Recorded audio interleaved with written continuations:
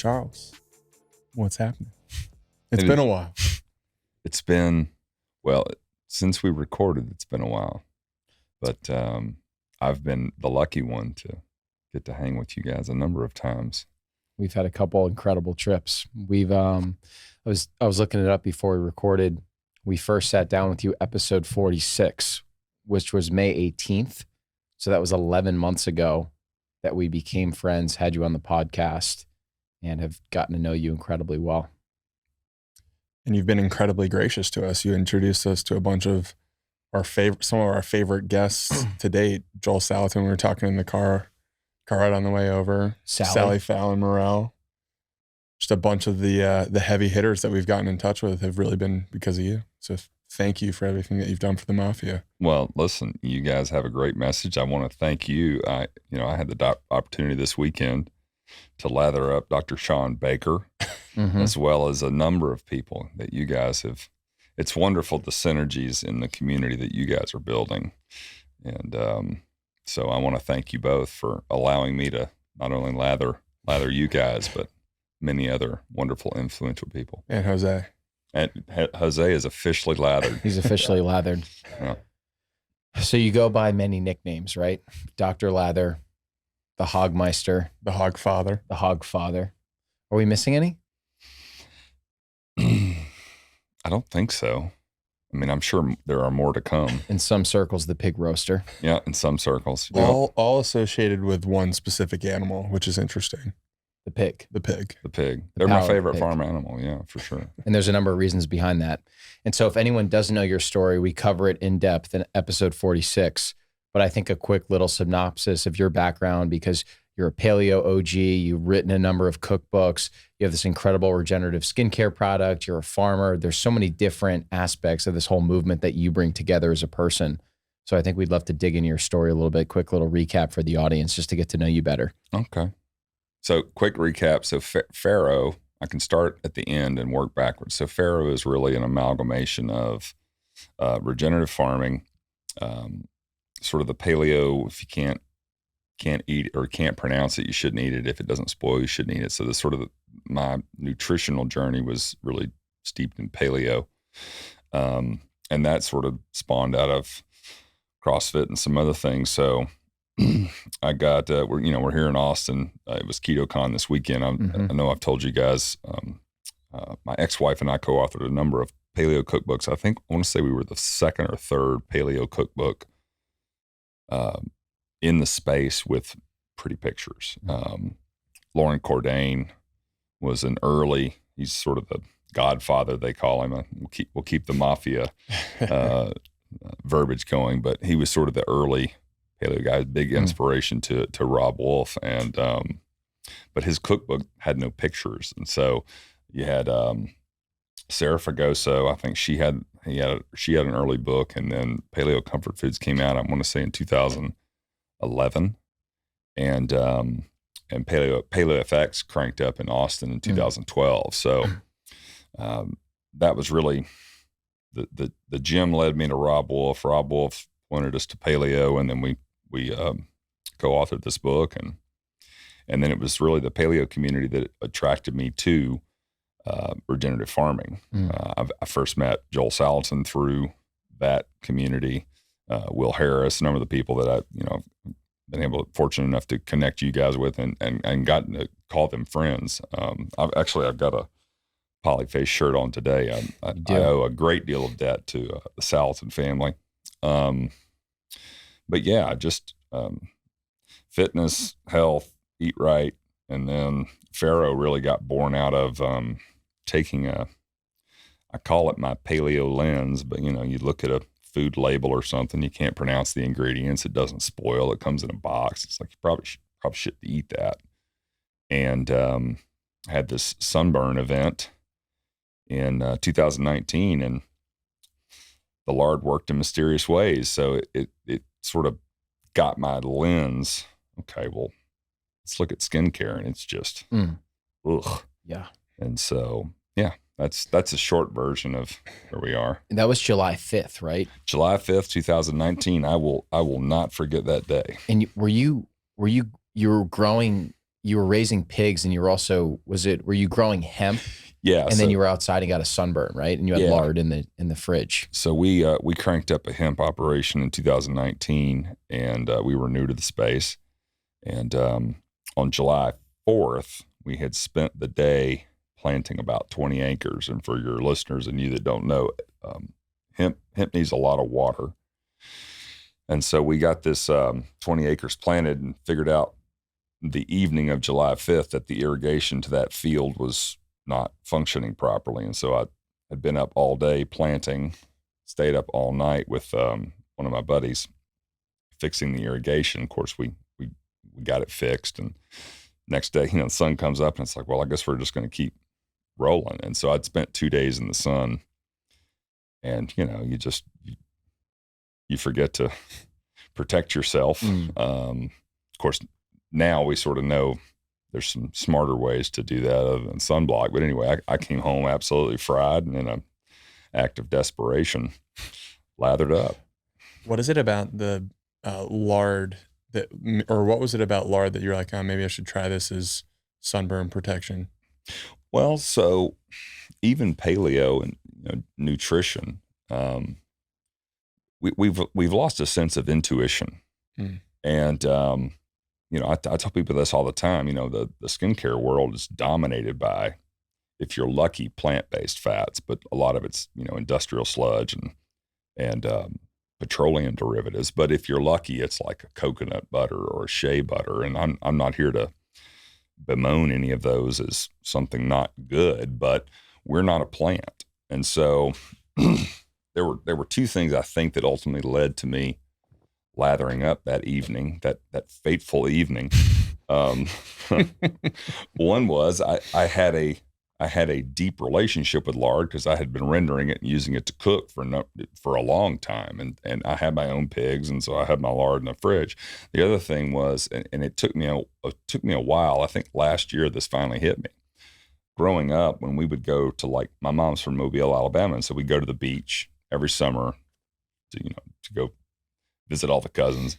And you could almost always count on it. Even when we were home, my mom would have this aloe vera, but she'd keep it in the refrigerator.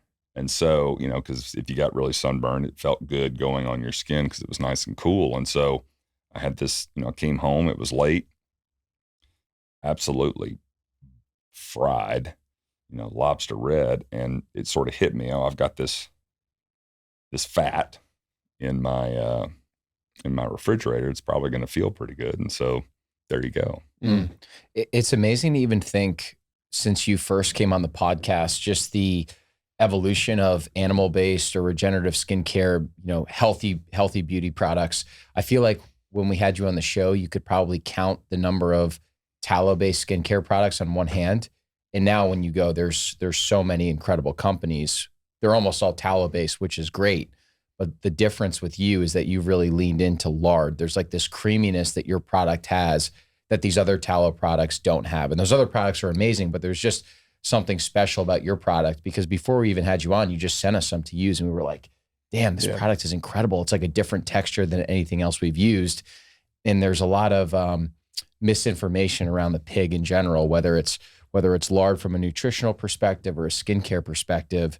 So maybe we can dig into some of that stuff, because you've been such a proponent of pigs from a nutritional perspective in skincare. I think so. Some of the lard lore, if you will, is founded. I think it makes sense in today's world. So we actually, this weekend we had KetoCon, and I'm proud to say I coined a phrase. Harry had this camera on me. So I'm leading now with the swine is divine, but the lard is hard. Ooh, I like that. So pigs are monogastric animals, monogastric omnivores. So one stomach. They're so similar to humans in terms of biology. I know y'all have had Phil Ovadia on the podcast, and good shout out to Dr. Phil. Incredible guy. Yes. Great guy. And when I was on his podcast, this was probably about this time last year as well, but I sort of pushed him. I was like, you use pig parts, right? And he's like, oh yeah. So the biology is so similar. First of all, we train our surgeons on pigs. So cutting the skin, dealing with the organs, everything's laid out fairly similarly. But also taking it a step further, we also utilize parts of a pig. We secrete hormones and various other things from pigs for use in human bodies.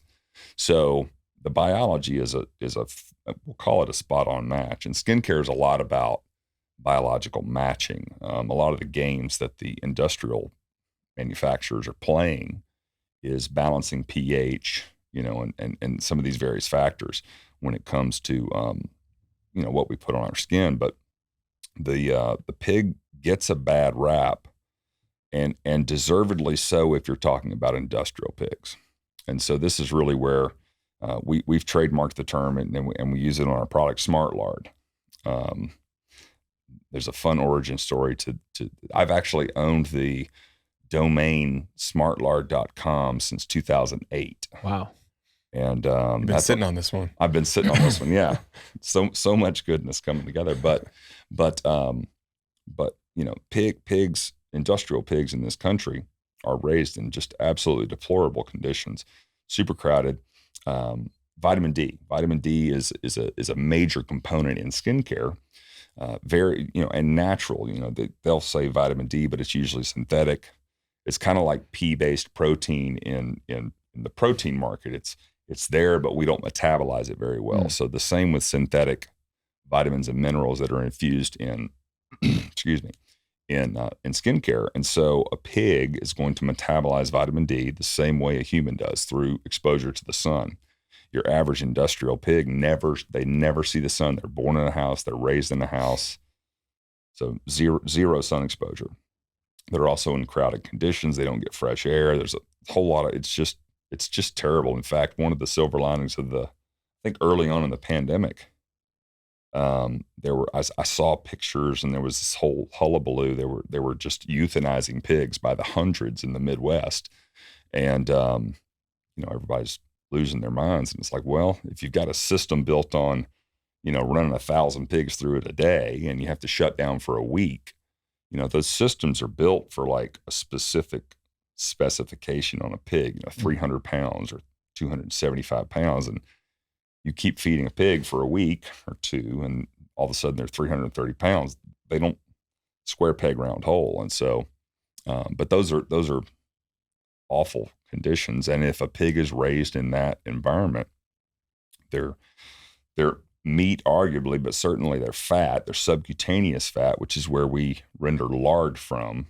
We can have a fat lesson if you'd like, but we use tallow, lard, and leaf lard. Those are the three predominant fats in our product. Of course, we just went and saw your boy Taylor, and took him a lard bison tallow mixture, working on right now. But yeah, so lard is rendered subcutaneous fat. Everyone's familiar with belly fat, back fat. Subcutaneous fat is its function biologically is storage. This is where humans this is like keto. We were just at KetoCon. So, ketogenic diet is taking fat stores in the absence of carbohydrates and converting them into ketones. Pigs will store vitamin D, vitamin A, vitamin E, all the minerals and nutrients that they're metabolizing from their food and also environment. They'll store that in their subcutaneous fat. So we render that, and your skin recognizes it.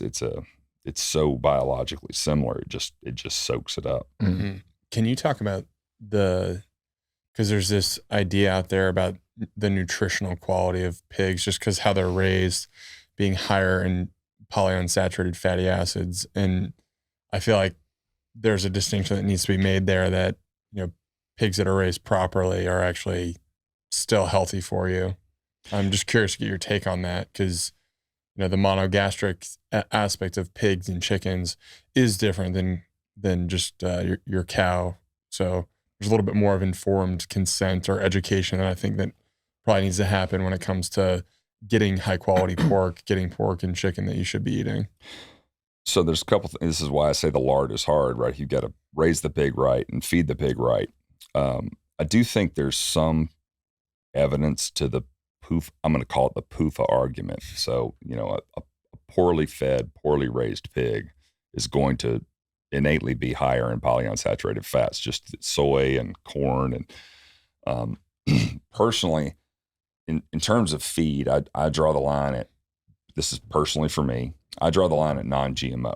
So, and again, back to a monogastric animal, we talk about, glyphosate just as an example. So glyphosate now is, this is Roundup for everybody that doesn't know. Glyphosate is used more as a crop desiccant than it is for a pre-crop emergent. So when Roundup Ready crops were first formulated, the beauty was you'd plow a field, prep the soil. It's just a blank canvas. You come through there and plant the seed, and then a week, 2 weeks later, your corn or your soy has popped up, and so have all the weeds. And so you run back through that same field with a Roundup, and again, you got a Roundup Ready seed over here, and so you kill everything but this crop. Well, that's, once you give corn or soy a 6-inch head start, right? Then they're going to shade out any other weeds. And so, 30 years ago, 20 years ago, at the initial sort of on ramping of Roundup Ready crops, that was the last application. And then probably about 10 or 15 years ago, they figured out oats are actually probably the most prevalent crop where Roundup is used as a desiccant. So there's no Roundup Ready oats. They're planted. But at harvest time, they'll go through and they'll spray those oats with Roundup, effectively killing them and drying them out. So it's desiccating the crop. It makes them way easier to harvest. And so for the first time in our lexicon of food production, instead of Roundup, you got to understand the difference. Before, we were spraying Roundup at the beginning of the process. And so you got a whole growing season of this corn or soy of, growing. And, we hadn't sprayed it with anything. Now we're using it as a desiccant. We're technically sort of spraying that stuff on our food. So as it relates to pigs and this PUFA argument, I would say it's PUFAs, it's as well as like glyphosate and some of these other chemicals. But, all the studies I've looked at as it relates to measuring PUFA in pork, all of those studies were done in a clinical setting. Now, the stuff that I've looked at with regards to the setting, and we fed some of them this and we fed some of them that, so soy, no soy, but it was in a clinical setting. And I'm just hesitant to accept a clinical setting because I've raised pigs, and I can't imagine a place where you would be able to establish a clinical setting in a pastured environment. And that's really the key, because a pig is an omnivore. It's going to root. It's going to do all these various things that a pig in a factory setting, I don't care what you feed it, okay? A pig in a factory setting is not going to be able to express its pigness, nor is it going to be able to forage like it would in a natural setting. And the forage is so important when you start talking about polyunsaturated fatty acids and stress and all the various components that impact an animal's life. I just, in a clinical setting, of course, it's going to be higher. And so that's one argument. Again, we fed soy free. I hear corn free now. And again, the line I draw on feed is if it's non-GMO, that's a really good line. The organic stuff's great, but then beyond that, and this is where I get a little miffed. If the entire country put down Pop-Tarts tomorrow and picked up store-bought, industrial raised, high PUFA pork, we would be so much better off. 100%. Right? Store-bought chicken, store-bought pork. And so, it's a lot, it's a lot like this biohacking stuff. I think it's sexy to talk about PUFAs. I think it's sexy to talk about some of these things, but, a broader message is pork is better than Cheerios. Pork is better than Pop-Tarts. I don't care where you get it from. Now, once we establish that, we can start talking about the quality of the pork. Pork and chicken in this country, you know, if you look at like the pastured versus the industrial model, pork and chicken are like 99% of the pork. I think it's maybe 98 of the pork in this country is raised in an industrial house. You're starting to see more poultry. You know, you got the guys out. You had him on your podcast, Joe's Farm. Yeah. So you got some really good pastured chicken providers that are really popping up. So we're starting to make some headroads there, but you know, pork's just lagged for whatever reason. You know, that's part of the reason I talk about regenerative ag with our product is it's a new angle on the benefits of pasture-based regenerative pork. Let's take a minute to talk about some of the sponsors and brands who support the show. Who are you thinking? I was thinking about Carnivore Bar. What are your thoughts on Carnivore Bar? I mean, it's unbelievable. It's an unbelievable product. We were lucky enough to have the founder, Philip Meese, on the show a few months ago, and he was able to send us a bunch of product when we started the relationship and absolutely loved it. I mean, you know, it's minimum ingredient product, beef, tallow, salt, and then they do have a honey flavored option as well, but it's so nice to have a bar that's like 3 to 4 ingredients. And like when you're following a carnivore diet, it's really tough to find products that are in line with that specific diet, you know? Yeah, for me, it kind of hits like the holy trinity of what you're looking for when you're looking for food. So it's nutrient dense, it's convenient, and it tastes great. And as you said, most people who are trying to eat healthy, the convenience factor is kind of a tough part. So just being able to have something you can grab on the go, know that you're going to have that nutrition for the day, it's huge. Yeah, and we were lucky enough, we got to actually see their factory too in Missouri, and they're just doing things the right way. I love how they offer an option for like carnivore purists where it's just beef, tallow, salt. And then they also have an animal-based option too. If you do want a little bit of sweetness, a little bit of variety, they have the honey in that option. And they're just people that are doing things the right way. They're very mission focused. They're carnivores themselves. And, you know, we're always on the go. We're traveling. We've taken a bunch of flights together to have a bar that has 30 grams of fat too. Like that's huge from an energy density standpoint, right? Yeah, he checks all the boxes, or the company checks all the boxes. And I just think the fact that they're sourcing from a regenerative farm as well, and Joyce Farms, just a win-win. 100%. So Carnivore Bar.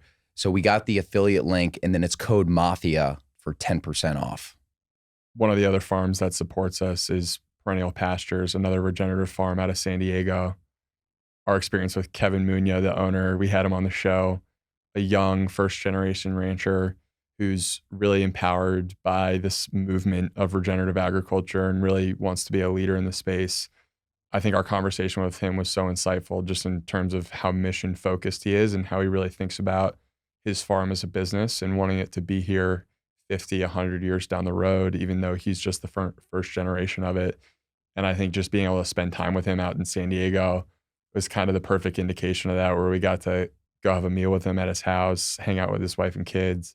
Like, what an amazing person. And I think his mission focus around raising really high quality beef and restoring nutrients to the soil is just one of those rare missions that I think everyone can get around. Yeah, he has such a commitment to really feeding the local community in San Diego, in the San Diego County first and foremost, but he's also passionate about feeding the community around the country. So I know they've invested a lot of time, a lot of money, a lot of resources to being able to order beef in bulk on their website. So I know that they now offer quarter, half, whole cows directly off the website. They have that great ancestral blend ground beef product. So it actually has organ grinds mixed into the ground beef. So you're getting the benefits of like an ounce or so of organ meat, but because it's in the ground beef, you really can't taste it at all. And I think to your point, Harry, just another amazing person. You know, Kev was someone that he was following a paleo diet in college and started realizing, wow, when I nourish my body with real foods, I feel amazing. Had a really successful stint in tech, but realized that there was just something else that he was passionate about. So he's one of those rare cases where, you know, he put his money where his mouth is, and he's a first generation farmer, just, you know, bootstrapping this thing, raising money, and just so passionate about feeding the community. Just an amazing guy. Yeah, absolutely. Thanks for listening. Now we're going to go back to the show. Yeah. We had a great panel at KetoCon, regenerative ag panel, which we wish you had been on next year. And one of the things that the Weldons had talked about is just for animal products in general, there's the good, better, best model, which really is in line with what you're talking about of like, if you can switch the average American from these cheap processed sugars and food-like substances that are in the inner aisle of the grocery store to, even just corn and soy-fed chicken and pork, your health is going to be in such a better place, but there's different levels to it. So it's like good would be making those swaps to, pork at the local grocery store. Better would be getting it from a pastured source, and then best would be getting it from a regenerative source. But my question for you is, what actually is an evolutionarily consistent diet for pork? And the reason why I'm asking that is probably within the last 6 months is the only time where I've ever really had pastured pork before. And I feel incredible eating it. And there's almost like this like dark pinkness to it where it almost looks like a steak. Yeah. Where it's like when you go look at a pork chop in a grocery store, there's like this dull whiteness to it. So I'm curious, is that from the feed? Is that from a lack of nutrition? I'm assuming it's probably both of those things, but it would be amazing to get your take on that. There's an old saying that every child should eat 2 pounds of dirt before they're 2 years old, right? And this is like sticking things in your mouth. There's so much biology in soil. I mean, gosh, what is it? A teaspoon of soil has how many trillions of microbes in it and things of that nature. So I'm not a scientist. I'm not a chemist. I'm not a lot of things, but watching pigs forage, it's so you said evolution. There's a couple things in there. Evolutionary diet of a pig. Fortunately, a pig is an omnivore. It can survive on a lot of different things. But it will preferentially eat grub worms. It'll dig down old rotten roots. I mean, ants. And you think about all the things that participate. That's a good word. Participate in the destruction or decomposition of matter. Okay, and so this is on the forest bed. You get old rotten logs and various things like that. Pigs they're gonna root around. I'll bet a pig on average is probably consuming a couple pounds of dirt a year because they're going to root around, they're going to grab this. And so, there's a lot of healthy biology in there. And so how does that manifest or relate to the color of their meat? Well, I would say that it's because it's overabundant in nutrients and microbes and various things, then that's going to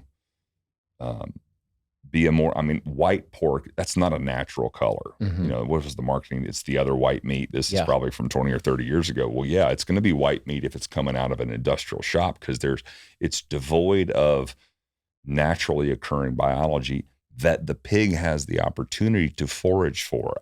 You see the same thing with cows. Cows eat a very diverse diet. I've seen cows eat leaves off of trees. They'll forage, and if you understand, and pigs will eat grass. So you have different in a healthy pasture. You've got multiple species of plants, forbs, grasses, legumes, all the various things, and all of those different plants have different root structures. You have deep tap roots, you have fan roots, and you have to think about it in terms of okay, so you got this deep soil. There's various nutrients and minerals at various depths of the soil. And so different plants are going to pull different nutrients. You can see this very, very much with cows. They're going to eat based on what they're deficient in. And pigs are going to do the same thing. Again, pigs, fortunately, are an omnivore, so they can draw a lot of different things and out of the soil. But I hope that answers your question. 100%. Yeah, it's not the other white meat.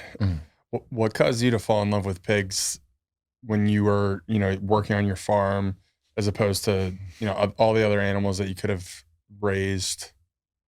It almost didn't happen. So I started off with feeder pigs. My very first batch of pigs I got were feeder pigs, and I had a sick piglet early on. And so this is in the first 2 months of my farming exploits. This is fall of 2016, and I got these. I think it was 12 piglets. These were large black Berkshire crosses, and it was evident when they showed up. When I picked them up, this one was sort of a runt, but in the first month and a half, it became sickly, and I ended up having to take its life, put it out of its misery. And this is one of the darker sides of farming that a lot of people don't understand. But so that was early. And then at some point, maybe my second year of farming, I had a good friend that was farrowing pigs, and they had to abruptly move properties. And so I got a call. It was like, hey, do you want this? We got a breeding boar, a breeding sow, and like their last litter. We'll give you a great deal on them. And it's like, sure. So why do I love pigs? If you've farrowed pigs and like you're there, like mama's giving birth to pigs, and they're these little just buttercup bacon bits, and so from that point, raising them all the way up, they're gregarious, they're smart, they're kind of like a dog. Like the first batch of pigs I ever raised from birth, like you start scratching them on the belly and they'll roll over and and lay over like a dog. And a lot of people can't wrap their brain around, then how can you go from there to processing them and eating them, killing them. And it's not easy. That early moment of having to dispose of that sick pig, it was, I can close my eyes and see it. But they're smart. They're unbelievably good for the soil. Like pigs, again, they're a different kind of animal than a cow or a sheep or any of these other ruminants. They'll do things that those animals can't, but they're just fun. My kids love them. And let's be honest, they taste unbelievable. Bacon is incredible. It's the best. What's the best way to make bacon in your opinion? Oh, man, bacon's I'm a sweet bacon guy. We've got actually in our backyard in Madisonville, Tennessee's a guy, Benton's Country Smoked Hams. Alan Benton. I've known Alan. Good stuff. It's unbelievable, but it's country bacon, and I'm a bacon aficionado. So give me all the bacon, right? But it's country bacon's extremely salty. If you think about like country ham, it's just really, really salty, and I consider country bacon to be more of a garnish. But you give me like a maple sugar cure and just a little sweetness. There's a group out of, oh, good Lord, I'm losing the name. Well, Sweet Bacon. We have a maple syrup tint to the bacon we made with ours. And thick cut. I don't mess around with those skinny cuts. I'm actually a huge fan of bacon ends. So this is the spoils that go to the farmer. Usually, you slice bacon and you get to the end and it doesn't slice very well, and so you just put all of that in a bag. And if you've ever cured your own bacon, the other thing I like to do with bacon, this is a next level hack. So if you make a slab of bacon, I like to actually, instead of strips, I will cut bacon into 1/2 inch to inch cubes. And you fry it on all 4 sides, so you get this really crispy on the outside, and it's almost spongy, gooey on the yeah. We could do a whole podcast on bacon. Yeah. Do you have any friends who don't like bacon? Is that just out of the question? Would they be friends? No. Yeah, that's a red flag. Yeah. It's a red flag. It's a serious red flag. Yeah. One of the things that you'd mentioned early on is, so you had this sunburn experience. You threw lard on your skin July 5th. You had that fateful encounter with the mysterious powers of the lard. The lard. You notice your sunburn gets better. What was the day that you actually launched Farrow? Oh gosh, we didn't launch Farrow, and we launched in January of 22. Okay. We tried to launch late summer of 21. I tried a Kickstarter. In fact, if you go on our website, a lot of the videos, testimonial videos on our website were actually, we repurposed those from Kickstarter. Yeah. And you can even see the old packaging. We hadn't even finalized our packaging yet. But so the sunburn comes along. It goes away after 3 days, which was cool. The real light bulb moment was over the next 2 or 3 weeks, because after the sunburn resolved, I was like, all right, well, so start the clock. When am I going to peel? And I never did. And that was,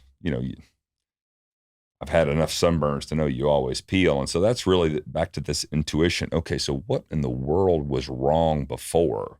Why was I peeling before? Yes. And it's just, well, you're peeling because your skin, your very outer layer of skin has just gotten so dry. Mm-hmm.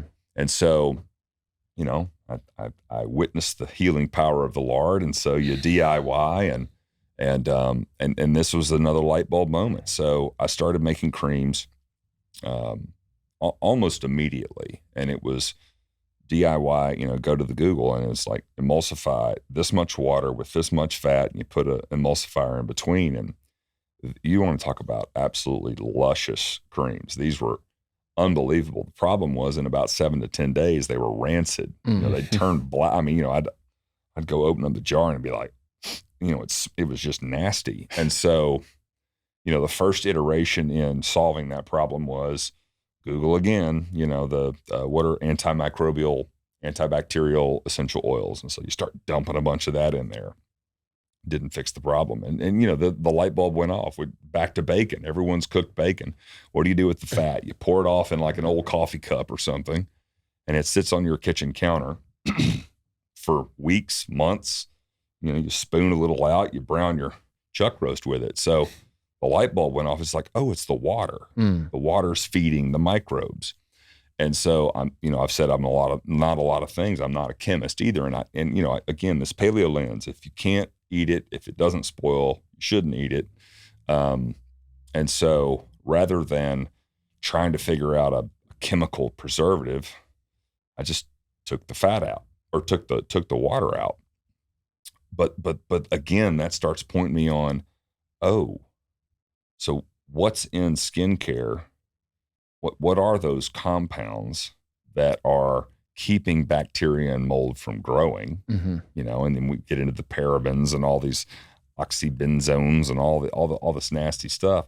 And then the next light bulb goes off. Oh my God, we've got all this microbiotic, our own microbiome, bugs, bacteria, viruses, sorry for your listeners that don't know this, but we're covered in bugs, like 5 to 7 pounds of stuff living in our GI tract, living in our hair follicles all over. And so what are these chemicals doing? It's great that they're over here in this cream, keeping it from going rancid, but what happens when they spread them on our skin? Yeah. So it was a 2.5 year process from you tinkering, rubbing the lard on your skin, tinkering, to actually launching a business. Part of the reason why I'm bringing that up is, like, when I look at your career, it seems like every step along the way, if you connect the dots looking backwards, is kind of perfectly prepped you for this moment, whether it's personal training to CrossFit, to paleo, to cookbooks, to regenerative agriculture and ranching. It's all led you to building this incredible company at Farrow. But it also could have been really easy for you to be like, well, I'm in my 40s. I'm a dad to, a couple beautiful kids. It's probably just really easy for me to play it safe, even though I think this is an amazing idea. So I'd love to just kind of unpack, what made you ultimately like burn the boats and, go all in on Farrow. Because I think there's people that listen to this show that want to go from consumer to creator, or maybe have their own business that's in line with their passion. I think there's a lot for the listener to learn from this combo. Yeah. That's a great question. So yeah, it was to start, it was probably 6 to 8 months of just tinkering, right? Just playing around in the kitchen. At the time, pretty fair, we had this hemp business, and so I was pretty busy with that. And it was sort of easy to put it on the shelf, but I never really put it on the shelf. I grew up in my mom's kitchen and my dad's workshop. So tinker with the hands is I mean, we've spent a couple days together this weekend in Austin, and y'all, like, I'm always trying to figure stuff out. But it was so playing around, and I initially got the creams to a obviously shelf stay. Like I said, they're not going rancid anymore. And so I had this farm business, still had it. I hung the, we can talk about that, but sort of hung that hat up temporarily in December. But I had this, group of 60 to 100 farming customers. And so, even into 2020, I'd make a small batch of creams and I'd just take them to people. Try this, try that. What do you think? What do you think? What do you think? And just kept doing that and kept doing that. And we had a bunch of stuff happen in the world in early 2020. And so it was easy to just sort of keep tinkering, but not get serious about it. But I had the farm. And so one of the things that sort of launched me into getting more serious about it was we started, this little farm. I was, again, sort of growing meat for 50 to 100 people. But Lord, we couldn't get dates at the butcher. I'm sure a number of the people you've interviewed and your audience is sort of aware of what was happening during the early pandemic, even back to these big hog farms. And so at some point it kind of became, well, is the farm even going to make it? I've got the day job over here, but I like to tinker. So this is, what do they say, when you find something you love, you don't work a day in your life. And so I just kept playing with it. And I guess I probably reached a point in late 2020 where I was hearing back enough from customers, this stuff's really good. And so I got a little bit more serious.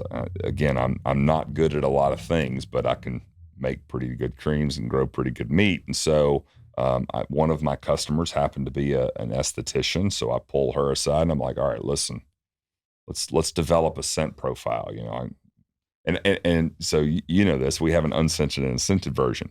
Originally, we were just going to go scented, Wow, right? Because like the world's not ready for. World's not ready for animal fat. And candidly, I wasn't really as aware of the tallow market. I'm over here in Lardville, and I hadn't done a deep dive into, well, what's out there now. And so tinkered, got a formula right, tried a Kickstarter, and when that failed, I probably set my goal a little too high. So for your listeners, if you're thinking about launching and going on one of these Kickstarter programs, I would say set a low goal. Mm-hmm. You can go as far over it as you want to. I set the goal for the amount of money I knew I needed, and I probably should have dialed that back because there's something about, from a donor standpoint, like there's a better feeling about pushing you over your goal than getting you to it. Something psychologically there. I'm sure there's books about, hacking Kickstarter, but I didn't read any of them. But yeah, when that didn't happen, it was like, well, we can pour a bunch more energy into a crowdfunding platform, or we can just pour that same amount of energy into launching. And so, had the team already in place in terms of like building the brand. I sort of skipped over that. So I had someone start working on a website, and we didn't have a brand name coming into 2021. And so it's like, I again, fortunately knew a few people, and I was like, all right, I need a brand. So here's the company, here's the culture, I think, here's the ultimate consumer we're sort of chasing after. And they came up with 4 names. Let's see, Farmer's Daughter was one, Mudlark was one, Farrow was one, and I keep forgetting the 4th. I could go find it. And I loved Farmer's Daughter. Y'all know Adeline, my daughter. She's been there from day one. But I also have Scott. And so I was like, I like Farmer's Daughter, but I can't build a company sliding my son, right? Yeah. And Farrow, there's 2 things that happened. Farrow really jumped out at me. And then the other thing, and for those that are sort of wanting to get into the space, whether it's product or digital or whatever, early on, they tried to talk me out of lard, not necessarily from an ingredient standpoint, but from a, do we really want to like put the pig front and center? Do we really want to lead with lard, as I say? Who is they? The branding team? Yeah, I had a team sort of helping me put the graphics together and the brand name and all this fun stuff. And, we had sort of had one of these come to Jesus meetings where it was like, okay, Charles, we just We love that you love Farrow. Do you really want to lead with lard? It's like an intervention. Yeah, it was a little bit of an intervention. And it's like, it was never a question. And by that time, I'd sort of looked around, and I know I've told you guys this story, but we debuted Farrow before we launched. It was the Weston APrize conference in Allen, Texas in November of 2021, right? And I all signs are pointing to we're going to launch. I just took a bunch of free samples up there just to get people lathered up, right? And I fully went, y'all know Weston APrize. You had Sally Fallon Morell on. I fully go into that event thinking there's going to be at least another lard player or two in here. Nobody. Now, Emily Toops & Co., great tallow-based company was there. There was a Texas tallow company there that were doing skincare. And so the tallow was present.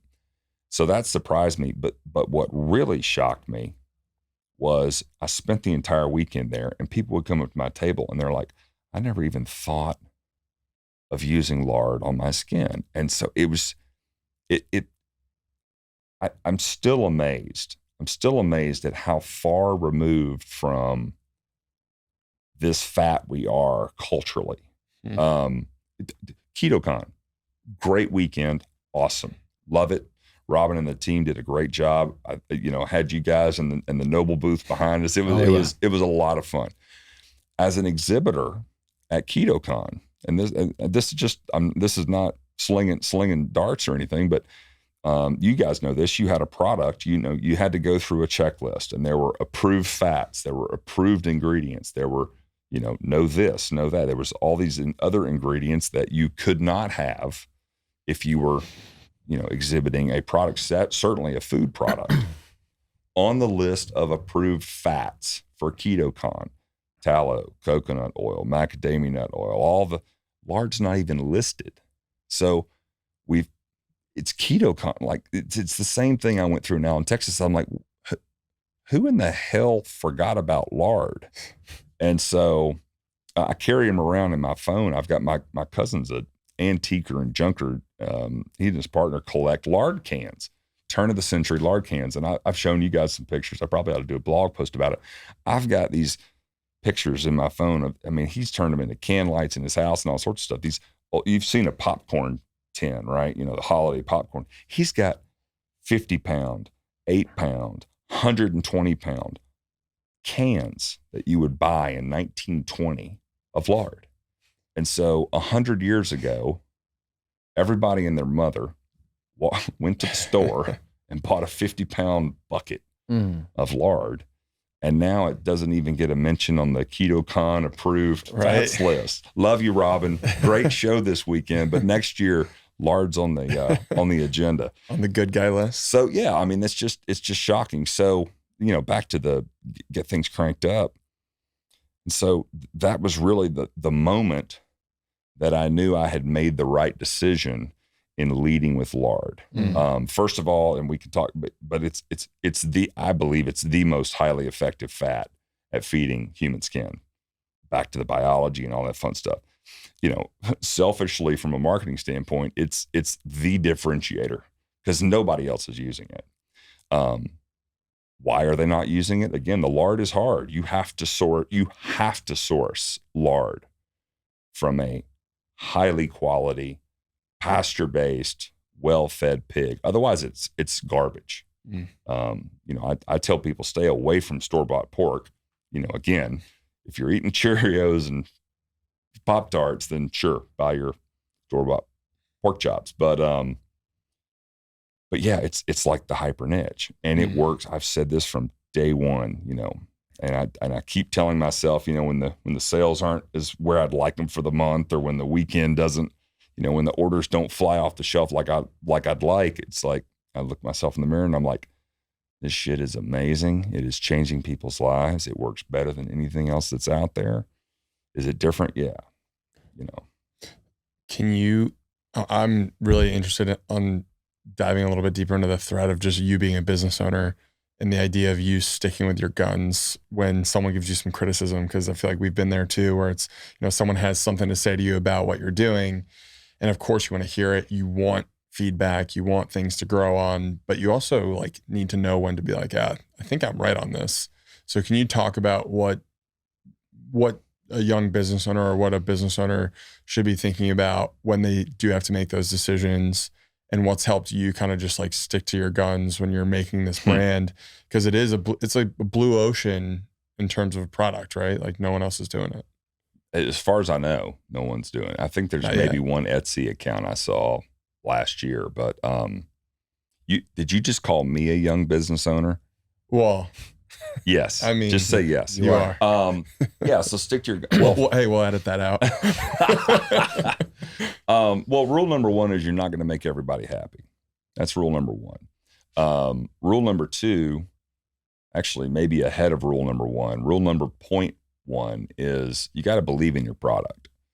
So that will sustain you through a lot of the darts and arrows. You've got a damn good product. Thank you. And it sustains me in the dark times. But yeah, you're not going to make everybody happy. I would say the easiest thing for me to just slough off is price-based negativity, I would call it. I've been able to sort of coin a great marketing term now when people tell us our product is pricey, and our product is more expensive than the tallow-based products that I've seen in the market. We're more expensive because the lard is hard, right? You pay for what you get, and you pay for what you get. But I also, so here's my fun marketing term now. When people say my stuff's expensive, I said, well, it's very expensive if you're only using it to replace one of the products in your current skincare routine. It's expensive if you do that, but it could probably replace 2, 3, 4, or 5 of your products. I mean, I use it as a skincare. It's in aftershave. It's in my hair. Nicks, bruises, bumps, whatever. We're currently testing our new product on chafing and endurance events, so we'll see how that works out. But yeah, I mean, just for your listeners, believe in your product. It better damn work, so have an honest conversation with yourself. I was trying your product this weekend, and I know you all have done the homework. It's a phenomenal product. I can't wait till you guys are really launched. Thank you. It's a phenomenal product. So you've got something that you can hang your hat on. Look, maybe it's not right for you. Fine. We've got a great product. Bless your heart. That's what we say in the South, just bless your heart. So get used to blessing a lot of people, and focus on the people that like your product. You're not going to make everybody happy. I'm still waiting for the vegans to come after me. I think that would be fun. No press is bad press. I'm ready for that, but no, I mean, just stick to your guns. Something that happened to me early on in the business, and so that this is for maybe slightly later than startup phase, but it's been invaluable, and it actually happened with you guys. So I was on the phone today. I've got a young lady that's helping me out when I'm out of town now, fulfilling orders, and it's me not touching every aspect of the business, right? But back in January, when I came to see, I've stayed with you guys out in Bastrop for the Live Free Academy conference. I was gone for a full week. That was the first week I'd been completely away from the fulfillment side of the business, right? And so I'm sort of freaking out because orders are coming in and I'm not shipping them out. And so I get home and I just ship the orders out, and no complaints. Everybody was happy. Life was good, right? And so being able to either intentionally or sort of accidentally, which was the case with me, remove yourself or exit yourself or elevate yourself away from various aspects of the business, especially early startup phase and early growth phase. There's 2 of you, and I know you've got another partner with your startup business, but even in that situation, shuffling duties, like making sure that it's going to be okay. If you've got a good product, The consumer's going to be able to wait, set, what does it say? Under promise and over deliver. Yep. And so just be careful about what you're going to promise, stick to your guns. Like the product should be awesome. Beyond that, it's sort of lipstick on a pig. Before we get into the episode, let's talk about Fawn Bone Broth's Carnivore Blend. 100%. Yeah. We've been huge fans of bone broth the last few months. It's really fueled our carnivore journey. Bone broth is incredibly nourishing, especially on a carnivore, animal-based, or just any type of diet, to be honest with you. And what's great about Fawn is that they're a very simple, pure product. So their product is just boiled bones, water, salt. And most of their products have spices like turmeric, cayenne, cracked pepper, but they actually just came out with their carnivore broth, which is very simple, chicken bone broth, water, and salt too. So they're eliminating all their spices and just giving you something very pure that won't disrupt the gut. Yeah, I think one of the things we talk about with the elimination diet is the fact that there's so many things that do actually affect how your body reacts to the food you put in your body. And the fact that they're just doing a pure bone broth with bones and just the minimal ingredients, I think is huge. And the carnivore audience will love this one. Fawn does regenerative bone, so it's really high quality stuff. Go check it out. Use our promo code in the link below. Yep. Code MAFIA will get you 15% off your first order. Yeah. No pun intended. Pun is always intended. With you, yeah. Yeah. The way that your brain is able to like crack off these witty puns is you do have a gift. It's your gift, yeah, for sure. But no, 100%. But I feel like also something that you notice through that process is like, it will be okay. Took a couple extra days, but customers happy. But you're also the bottleneck with you being so singularly focused on Farrow.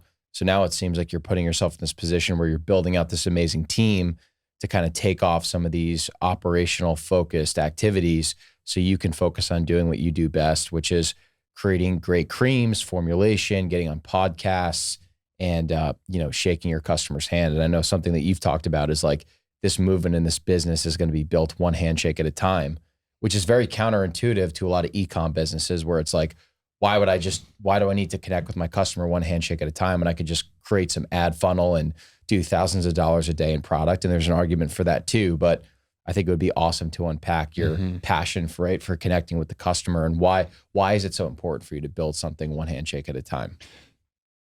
Well, it's fun. It's really fun. I'm a slightly extrovert, as you guys have seen. It's fun. Well, we sort of have, again, unfortunately, as far away from this fundamental lard as we're removed as a culture, we sort of have a high education product, right? People ask me all the time, why aren't you in spas and stores? And we could develop a B2B situation.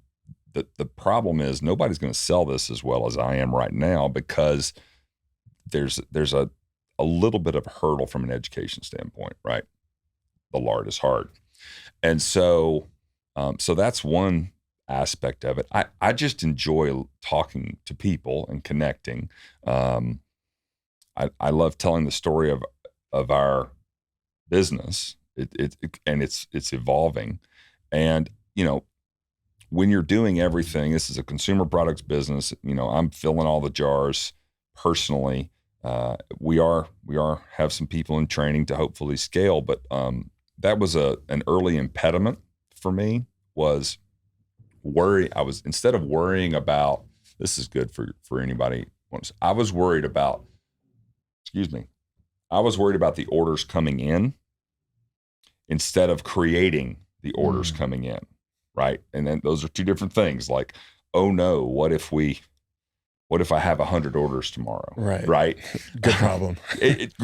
That's the mindset I did not have fully integrated into my little domain. And so the good news is I did a whole lot of extra work early on the time and the motion and sort of understanding how we could scale from a manufacturing standpoint.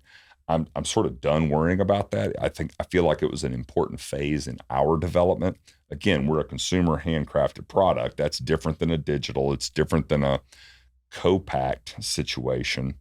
So in some respects, I may be unique in that way, but the focus needs to be on the marketing and bringing customers in. As far as the one handshake at a time, I dig an organic growth story. Like, the catching fire or lightning in a bottle, getting on the JRE experience or something like that is also cool, but just connecting directly. I mean, you guys know this. I handwrite every one of our customers a little note. Yes. Like it goes in the box, like, may the Lord work in mysterious ways. Thank you. Out the door. What's the next iteration of that if we're moving, 1,000 orders a month? Well, it might be a couple people writing handwritten notes. It might be a pre-canned, box where we're still making them feel special. But, that's important to me because right now they're the most important people. But outside of my kids, maybe you guys too. I really like you too. But in all reality, that's the most fun part about this business is bringing these people along for the ride. I mean, this last 3 days at KetoCon, it was just, so for those that don't know, my strategy is lather everybody up on Friday. And we do an A/B test. So I'll usually lather up the back of one arm or hand, and then I send them off to be, patrons at the KetoCon. And sure enough, the next day everybody comes back and they're like, "What in the world did you put on me?" And so, but just, you hear these stories, and even like KetoCon or any Weston APrize, you hear these amazing stories of people healing themselves and reversing these various diseases. And Farrow is at the heart of Farrow. That's what we are. We're a health-based company. We're pro-human health.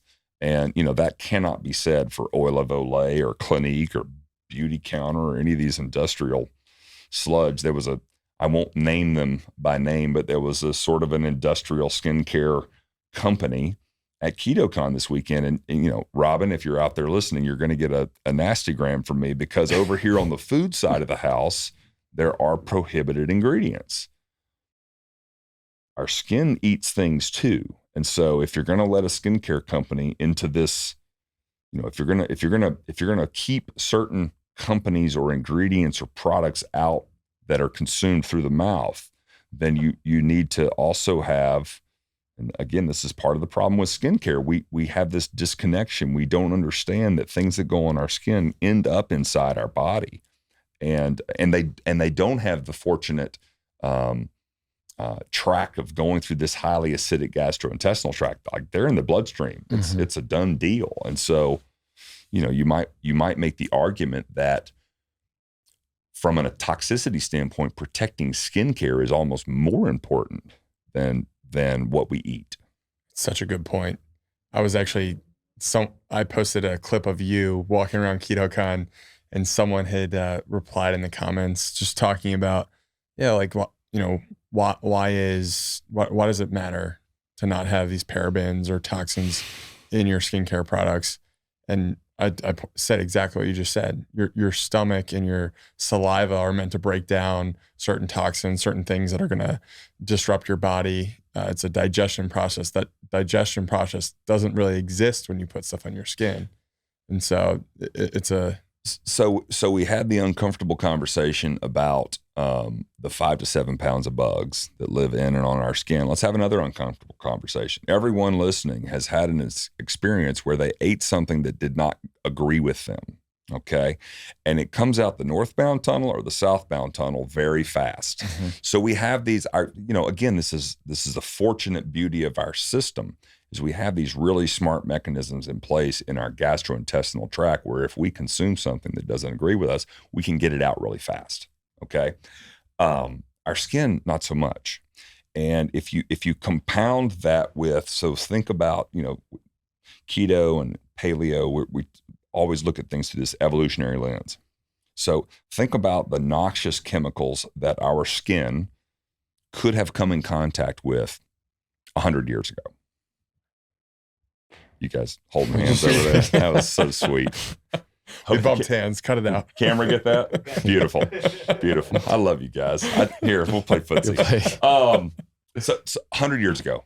Actually, 100 years ago is perfect. So 100 years ago, we're in 1923, right? We've got gas figured out. We got diesel figured out. We haven't figured out how to derive all these other chemicals and blah, blah, blah. But in nature, you know, we've evolved, right? Think about in nature. Well, you got poison ivy. You know, you'll learn a hard lesson there. We've got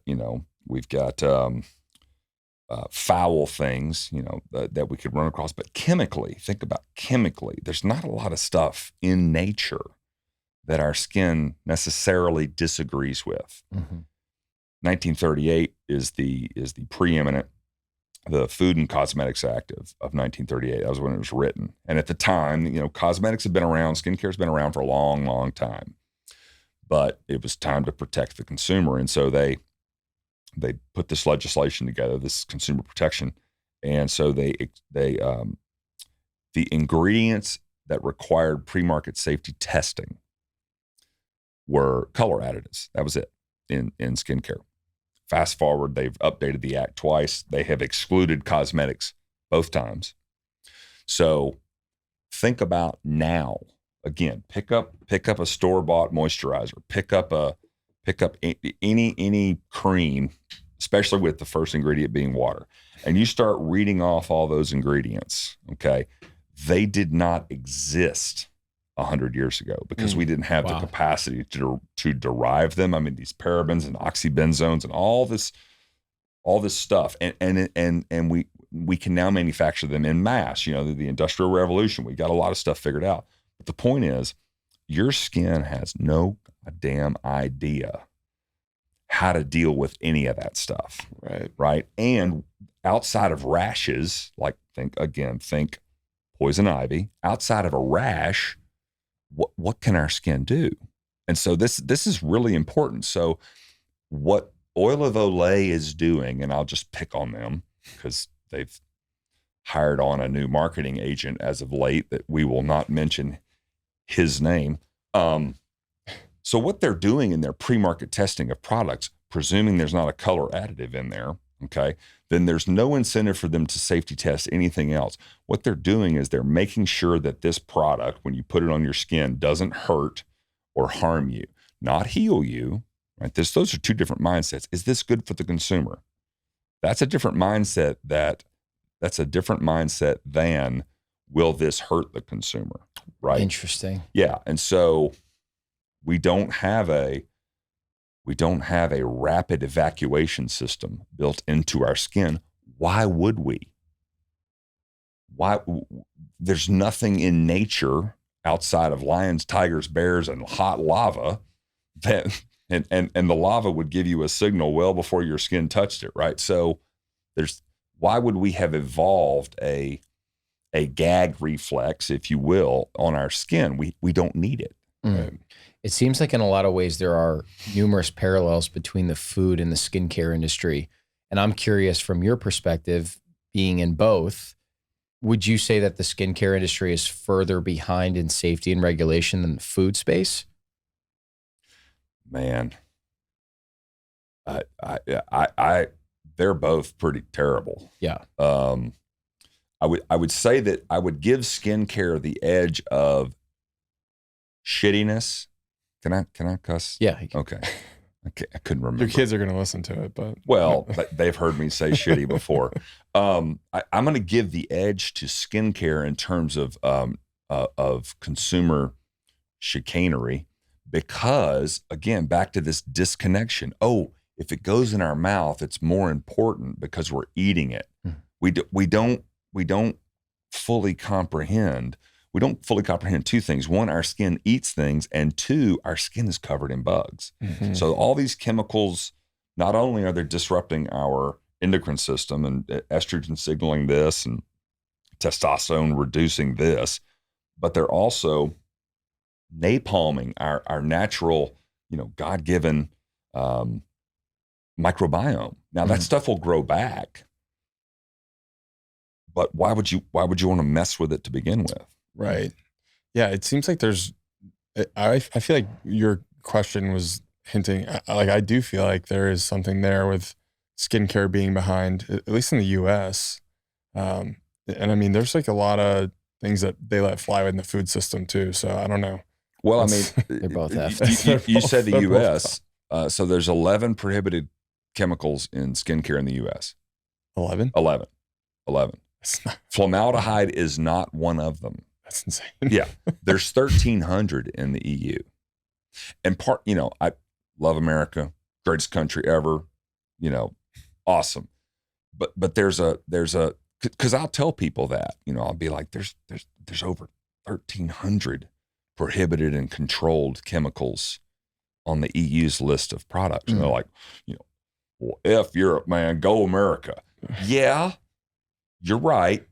But think about that for a minute. Yeah. And Europe, the EU's now, I think they're, read where Italy is banning lab grown meat. Yeah. Or at least they're trying to get it banned.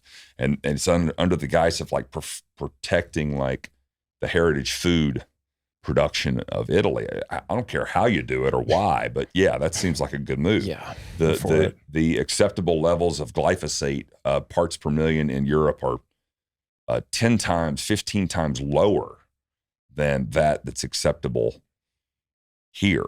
Yeah. And now here we're spraying glyphosate on our food, not on a crop, on our food. I want to say it's Cheerios. There's a couple of oat-based foods that have the highest parts per million concentration of glyphosate of anything in the store. You shouldn't eat it anyway, but in addition to highly refined carbohydrates and highly refined sugars, it's also got this high concentration of glyphosate, which, oh, by the way, just like that napalm on your skin, is getting down in your gut and disrupting your butt. Don't cut that out. Keep it in. Absolutely. Your gut microbiome. Yeah.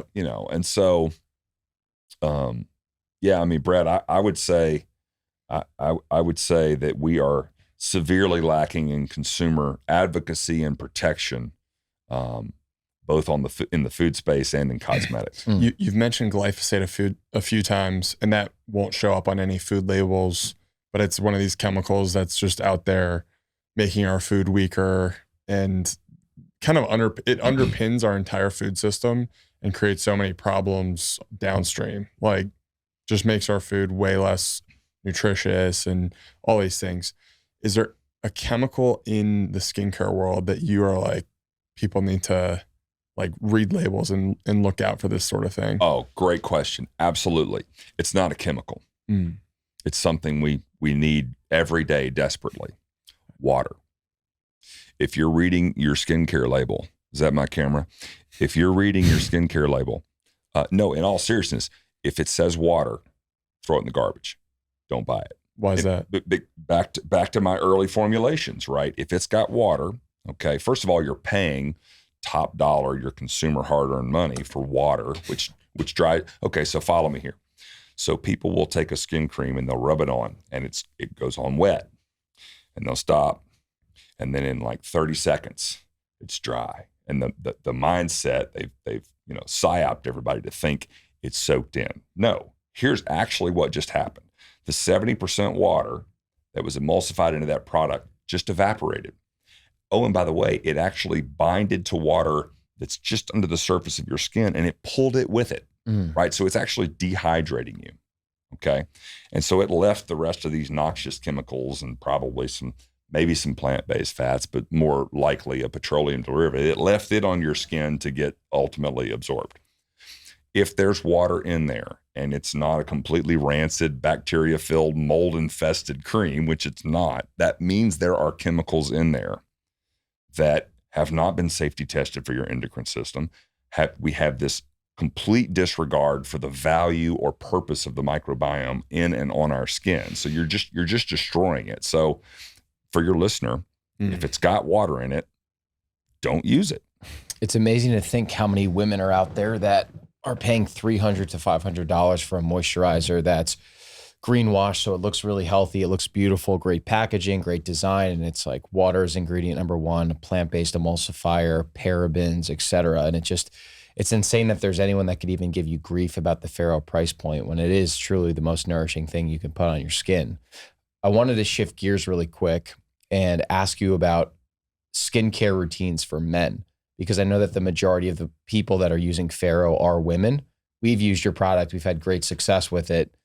should men have a skincare routine? Should men be using Farrow? What's your perspective on that? Because I think that there's men that think that having a skincare routine is feminine or gay or something like that. So what's your take on that? Dude, you can't say that. I'm a very happy person. Yeah. So I'm all good with, he just called me gay. I mean, I was just, he was referring I'm calling to me. myself gay because I have a skincare routine now. The short answer is yes. Men are tougher. So I'll pimp my product here. Men are tougher, but if you inject the product into an existent process. So for me, the easiest one for me is men and shaving. Okay. I don't shave every day, but on days that I shave, you miss a spot. I did miss it. Hey, it looks good. Careful. Thank you. My daughter really loves the mustache, but she wants me to pluck all the gray hairs out. She said too much gray yesterday. Yeah, actually, she calls it white, which actually makes me feel worse. But I love you, Adeline. Anyway, so with guys, you sort of got to jump into an existent routine. So I tell people, yes, you should be using if you're shaving, you're already using product, right? You're probably using a shaving cream. And until I get a shave bar put together, I'm using sort of standard shaving cream, but I don't use aftershave or anything like that. It is my aftershave. And then, it sort of goes in my hair as a pomade. We saw the beast that he is, Sean Baker, this weekend. Sean, not to put you on point, but we all saw him together Friday night. Like, he came over to y'all's booth and we were hanging out, and we all joked later, his skin was dry. Like, it was noticeably dry when we saw him Friday night. And you couldn't let him walk around the conference with dry, ashy skin. I held off because I didn't want to hit him hard, but he came by the booth on Saturday and I was like, look, man, I wanted to tell you yesterday. And, it was still dry. Of course, got him lathered up. So, men get dry skin. Dry skin. Okay. So dry skin means flaky skin. Okay. Flaky skin means that your body is going to have to grow more skin, right? It's just this constant cellular regeneration. So the more you can forestall or prevent ashy, flaky skin, the less your body's going to have to work to make more skin. Make sense? Yes. Yeah. Okay. So back to men. Works great as after shower, after workout, after shave. Those are the three sort of areas where I feel like we can sort of inject into the male psyche. Here's another one. We're working on this one right now. We don't have a product, but this is part of what we took out to tailor. I'm playing with this, but outdoors, bug spray, right? Sunblock, these are things that men will readily use. I don't want to get bit by a mosquito and I don't want to get sunburn. Now, we all know we would tell them not to wear sunblock and take the seed oils out of there. But if you're going to choose to do it, then let's find a product that's cleaner.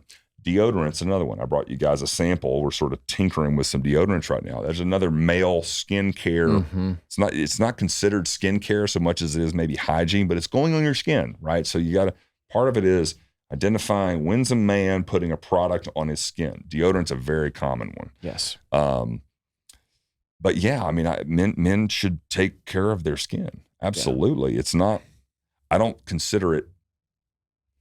Well, I would ask the man that's hesitant to ask the woman that he's involved with or would like to be involved with. What do you think about skin? I guarantee you they want their skin. The other person wants their skin to be healthy. So, do you ever think about how you convince a guy who just doesn't have a skincare routine, who's not taking care of his skin at all, how you convince him to start buying product? I mean, there's got to be there's so many guys out there who are just neglecting any sort of skincare routine at all. I bet you it would be upwards of 80% of At guys. least. Well, this again, back to are they shaving? Okay. Are they putting product in their hair? Yeah, true. Right. And Harry, I'll say this. I would say that in some cases, neglecting your skin is better. In other words, instead of putting garbage products on it. And this includes soaps, shampoos, all these various things. You know, here's a funny one for your audience. Salatin says this all the time. Joel Salatin says you can be a Buddhist and you can be a nudist, but you can't be a Buddhist nudist. You can't be too weird. Yeah. is the moral of the story. I make my own soap now. We're working on a product, folks, but I make my own soap now. I use it on my skin 2 to 3 times a month. I will wash off with water. I will shampoo my hair once a month, maybe, and I'll use the soap that I make, very clean, no added chemicals or fragrances. Soap's not great for. It's great, but we overuse it. And so, you know, for the men out there, I would say if you're lathering up with soap every day or twice a day, or I would say back down, you know, give your skin a rest. You know, part of the reason why your skin may be dry or flaky is because you're literally scrubbing the natural oils that your body produces off, you know, if you're lucky, once a day. And so the reason I have a hard time, you know, you walk up to somebody and you're like, I don't wear deodorant that often, and I don't shower with soap. Well, they cast you over here in this Buddhist nudist world of, oh my God, you must stink. If you don't say a word, they don't know, because 100%. if you're eating a clean diet and blah blah blah blah blah, you don't stink. And so, you know, for a lot of men out there, again, I would argue that most men have a skincare routine. It's just not categorically called that, right? But yeah, put the soap bar down. You know, if it's a really fragrant soap, put it away. Like, get you a Castile or get you a tallow-based. I mean, there's lots of White Oak Pasture's got a great soap. They've got a liquid soap. There's some better quality options out there. But I would say before you even do that, just put the soap down. Put the soap down for just a little while. The other thing to your point, Harry, is your skin health really is a reflection of your overall health. Oh yeah. So like, watch what happens when you get your diet under control, when you start prioritizing good quality pastured meats, saturated fat, animal protein. You get constant sunlight exposure. You stop drinking tap water. You get really good quality water with minerals in it. You start sleeping 8 hours. You're sweating every day in the sauna. You're detoxifying.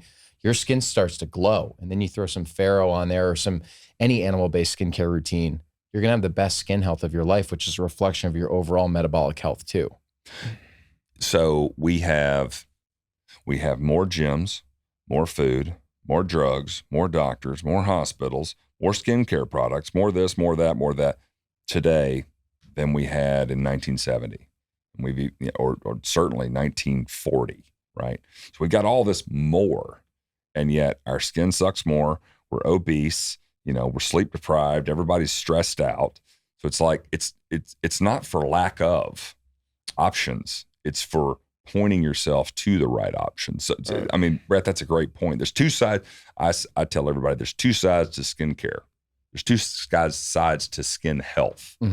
I say this usually in the context of an acute versus like a chronic skin condition. You know, eczema, psoriasis, these are all two-sided issues. You've got to address an underlying, you know, dietary situation, autoimmune condition, and the skin, what's happening on the skin is just a symptomatic response to that. But just general skin health at large, absolutely. If you're not your skin, along with your brain, along with the rest of your body, wants to be in homeostasis. It wants to perform. It wants to be optimal. You have to give it the tools and the permission to do that. Farrow is a tool that does that, but also what you put in your mouth and the sleep and the, you know, all the other going for walks and all that stuff is important. Yeah, it's a really good point. I want to walk the conversation back a little bit because there was something I wanted to hit on. So you were talking about KetoCon and how, or actually you're talking about your brand in general, just how you're going to win people over one handshake at a time. And then we saw you at KetoCon. You're there running around the conference with your lab coat on, shaking people's hands, doing things that other people just aren't doing, but it's working, and it's working in a way that's like very, very aligned with you. But I also think that the counterculture that's happening right now is just really receptive to something different. And I'm just curious, it seems like there's a rising tide right now that you might have seen back in the paleo movement a little bit, but do you think that this time with this health cycle after COVID, do you think this is like a different time period that we're in? And the reason why I think that the way you're approaching your marketing and everything, it seems like it's the right way to go about it, where there's these people who are looking for different answers, and you're personable and can speak to your product and talk about all the reasons why you shouldn't be using big skincare products. And it just seems like it's like ripe for your company to actually thrive in a world where people are looking for alternatives. Yeah, I think one of the mentalities that I've noticed, and I hope I'm right on this, especially in this ancestral, regenerative, keto-esque, biohacking-esque world, is people are starting to understand that it's not a zero-sum game, right? Yeah. So me winning is not, hypothetical, Van Man or Toops & Co. or any of these other companies. It's not them losing, right? We're all trying. It's even your product, right? You're coming into a market where there's some one-off options, right? You guys do have a unique and awesome product, but there will be others, right? Yes. There will be others, and so yeah, I don't know if it's like post-pandemic desperation. I mean, I think there's so many. God, I hated it, but there's so many silver linings that came out of the last 3 years, and as it relates to the health and wellness sector. And so I think a lot of people, maybe even to some degree, are more open to not completely shutting down, right? So, the thing about KetoCon this weekend, it was like there was a lot of different people there. It wasn't all just about keto or carnivore. It was, you had a wide swath of the population, at various stages of their health, all there. And I had very few people walk by our booth that I couldn't say, hey, come on over here and let me tell you a story, right? And so I think it's a combination of, from the entrepreneurial startup business side of the house, everybody understanding that like all rising tides lift all boats, right? And I got that sense. I think we even talked about like Sean Baker and his like general demeanor around everyone he talked to. Like he just wants to see the tide keep rising, right? He really does. Definitely. It's unbelievable. Like I was fortunate enough, we went to dinner with him on Saturday night, and he sat next to me, and just like listen to him talk about what he's doing at Rivero and the people that he runs across, and Ken and Nisha, and of course we got to meet Zane, and they got a new book out. And so just the people from the products and services side, being able to connect to them, not just the consumers, but be able to like pull them aside and sort of bend their ear. I feel like there's an overwhelming push and understanding that we're trying to raise the tides. Yeah. Noble is trying to raise the tide because there's so many boats out there. There's so many people that have just been run through the damn ringer at skincare, dietary policy. We're here in the commons area, the Bitcoin, the fiat financial system. And so I'm very optimistic. I'm very, very optimistic. I can't put my finger specific. And then there's one more thing. It's like this new virtual social connectedness. This is awesome. Like sitting with you guys. Our first one was not in person, right? And I've had the chance to see you guys face to face a number of times since then. But this is so much better.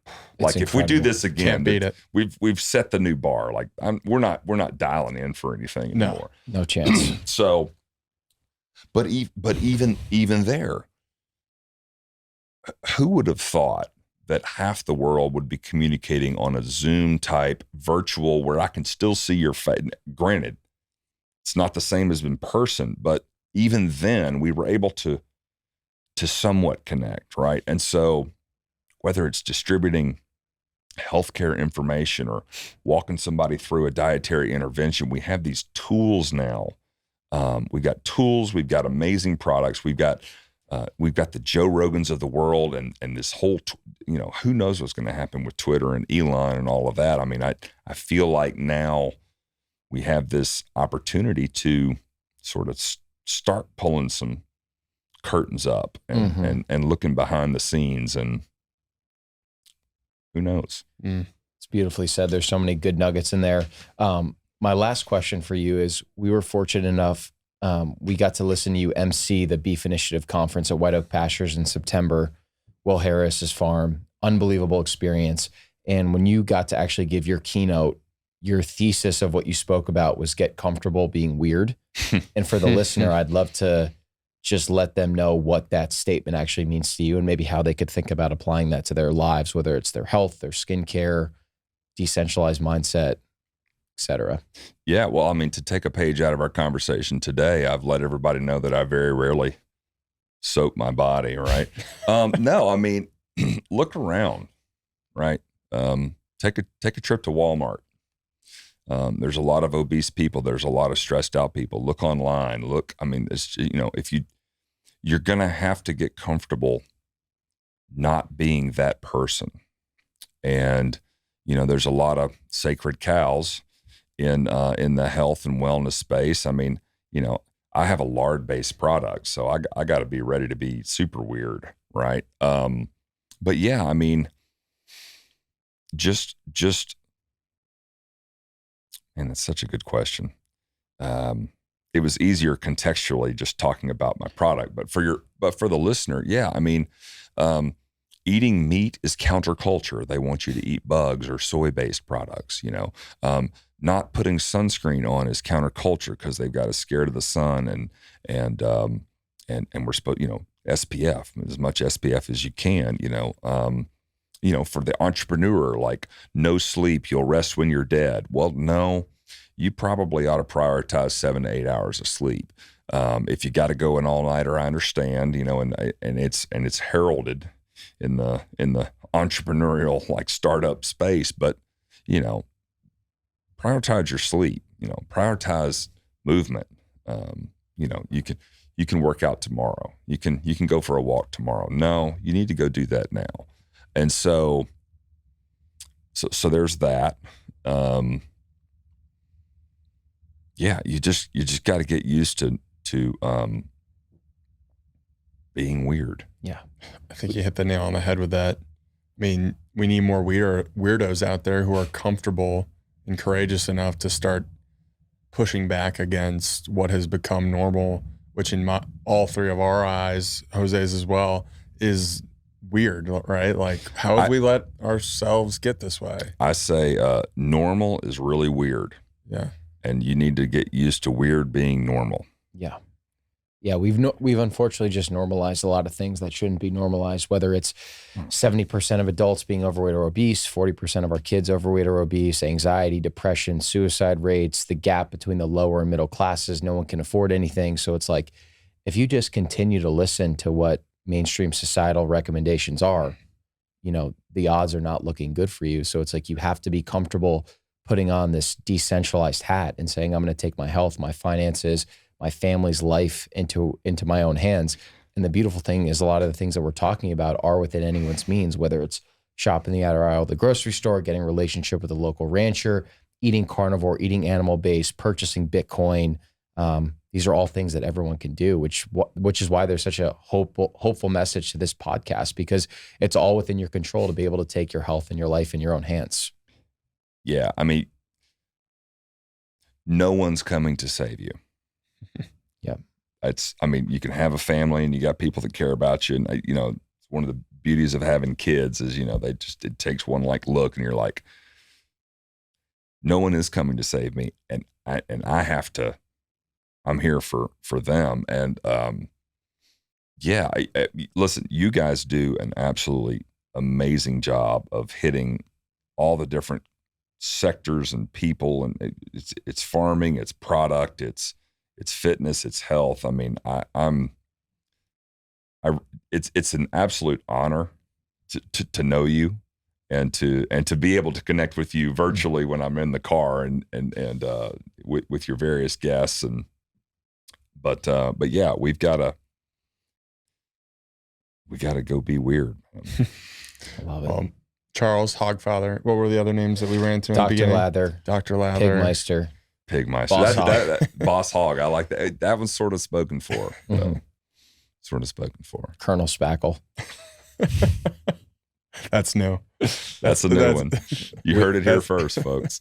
We love you, man. We started off Twitter friends, podcast guest, and now just a really close personal friend. So I hope if anyone takes anything from this message, the internet's an incredible tool. Get off the internet, meet people in real life, shake their hand, hug them, have great conversations, rip a steak together, and Lather them. Lather hard. Lather hard. And good things Little will goes a happen. long way, folks, but lather hard.